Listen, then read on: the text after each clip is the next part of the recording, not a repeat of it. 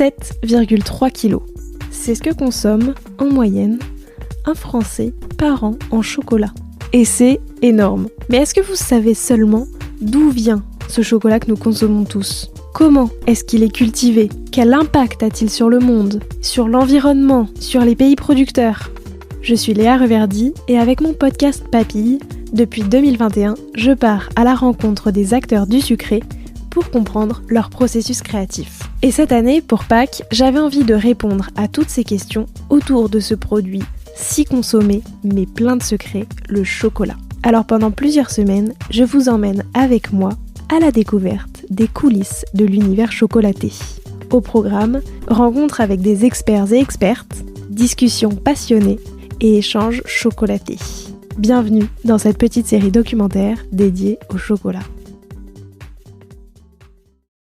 Bonjour à tous et à toutes, j'espère que vous allez bien et pour commencer notre enquête, je vous propose un épisode sur l'origine du chocolat et du cacao. Les premières traces de l'utilisation du cacao remontent à plus de 3000 ans dans les forêts tropicales de la région mésoaméricaine qui couvre une partie du Mexique actuel et des régions environnantes d'Amérique centrale. Les Olmecs, l'une des premières grandes civilisations de la région, sont souvent crédités de la découverte du chocolat.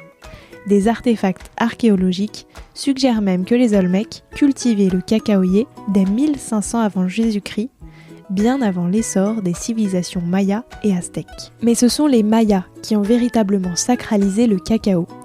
Ils le considéraient comme un don des dieux et utilisaient une boisson à base de cacao, appelée xocolatl, littéralement eau amère, lors des cérémonies religieuses et des rituels.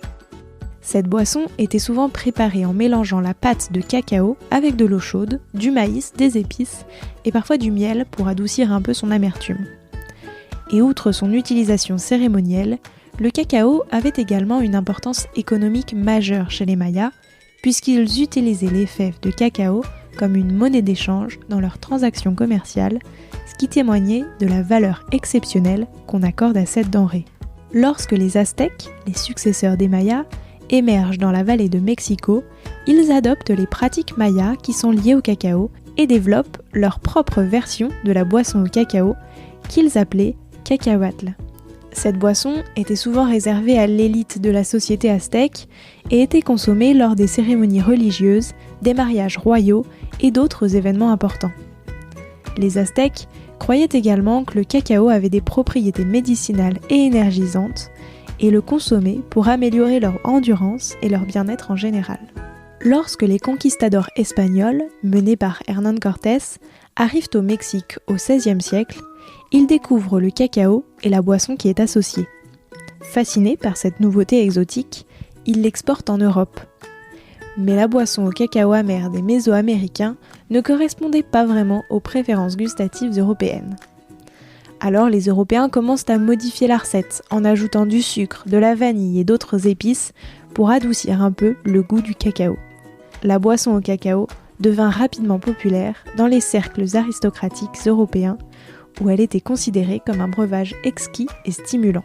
Mais les Espagnols ont gardé le chocolat pour eux pendant longtemps. Il aura fallu presque un siècle pour atteindre les abords de la France avant de se répandre dans le reste de l'Europe. C'est en 1615 que le roi de France Louis XIII épouse Anne, la fille du roi d'Espagne Philippe III.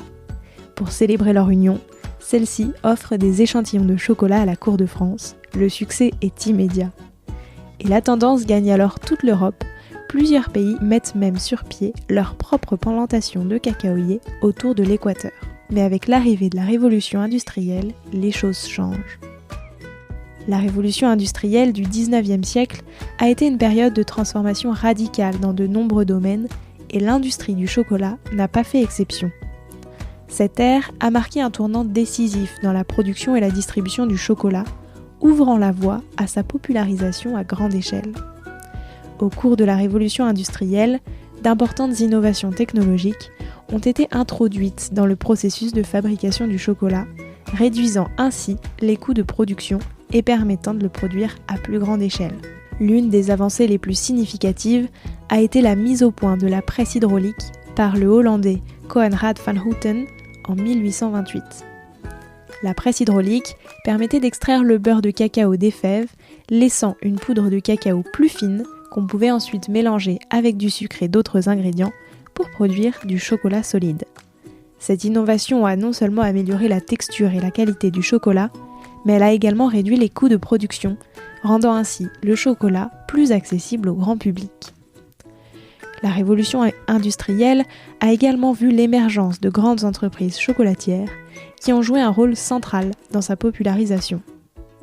Des noms tels que Cadbury en Angleterre, Lindt ou Nestlé en Suisse et Hershey aux États-Unis ont dominé le marché mondial du chocolat grâce à leurs innovations techniques, leur stratégie marketing efficace et leur expansion à l'échelle internationale.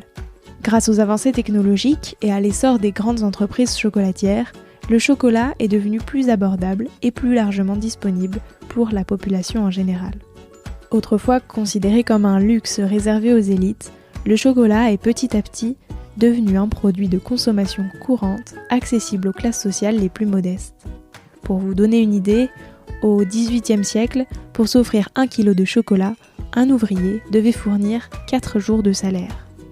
J'aimerais juste émettre une petite parenthèse, si le chocolat n'est plus spécialement un produit de luxe dans les pays consommateurs et les pays les plus développés, il reste à l'échelle internationale un produit encore d'extrême luxe. Aujourd'hui, le chocolat est apprécié dans le monde entier, sous de nombreuses formes différentes, que ce soit en tablettes, en bonbons ou en desserts élaborés. Il est non seulement une source de plaisir gustatif, et certaines études ont également révélé certains avantages pour la santé associés à la consommation modérée de chocolat noir, qui est riche en antioxydants. Voilà pour la toute première étape de cette enquête. Il me paraissait important de revenir d'abord sur l'origine du chocolat avant de passer à la suite. J'espère que cet épisode vous a plu et moi je vous dis à très bientôt. Alors, quel sera votre prochain dessert ? Merci d'avoir écouté cet épisode jusqu'au bout. S'il vous a plu, n'hésitez pas à le partager aux gourmands qui vous entourent. Et pour continuer la discussion, rendez-vous sur Instagram @LeaRVRD. Et si vous voulez soutenir Papille, 2 choses. La première, notez l'épisode 5 étoiles sur Apple Podcast et Spotify et laissez un commentaire délicieux. La deuxième, vous rendre sur papillepodcast.com, sans oublier le S de Papille, et vous abonner à la newsletter pour être prévenu de la sortie des prochains épisodes. À très bientôt!